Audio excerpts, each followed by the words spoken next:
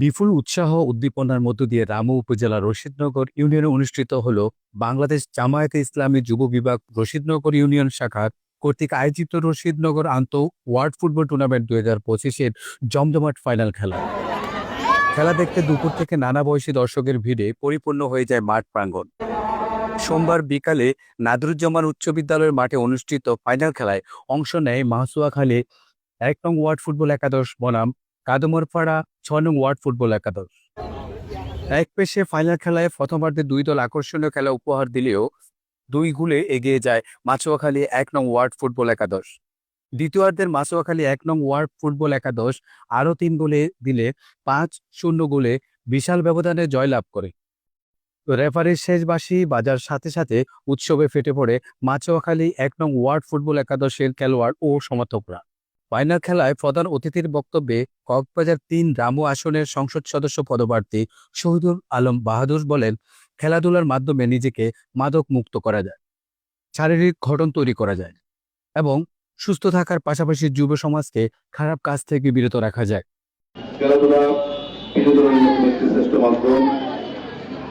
আজকের তরুণ যুবকদের সুস্থ দেহ মন নিয়ে তারা যদি বেড়ে উঠতে পারে, তাহলে তারা দেশ এবং জাতির জন্য নাগরিক হিসেবে গড়ে উঠবে।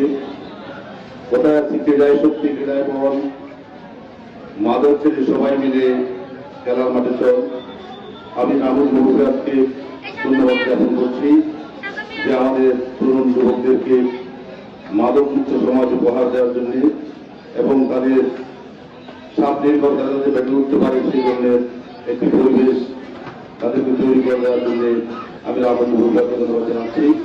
সেই সাথে অত্র এলাকার সর্বস্তরের মানুষের কাছে আমরা আহ্বান জানাতে চাই, জুলাই আগস্টের বিপ্লবের মধ্য দিয়ে তরুণরা যে নতুন স্বপ্ন আমাদের জাগিয়ে তুলেছেন, সেই স্বপ্নকে বাস্তবায়ন করার জন্য আমরা আগামী দিন তাদেরকে দুর্নীতিমুক্ত বাংলাদেশ গড়তে পারি, একটি সুষম বাংলাদেশ যাতে আমরা গড়তে পারি, আমরা একটি সুন্দর দেশ উপহার দিতে পারি।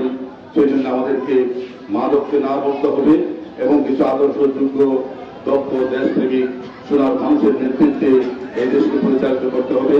পরে অতিথিদের সম্মাননা স্মারক প্রদান করেন আয়োজক কমিটির সদস্যরা।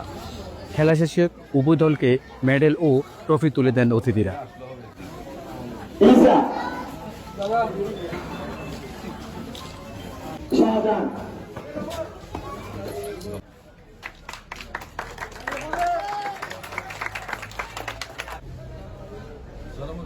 ডেস্ক রিপোর্ট, হেলাল দেওয়ান, RN কক্স মিডিয়া, কক্সবাজার।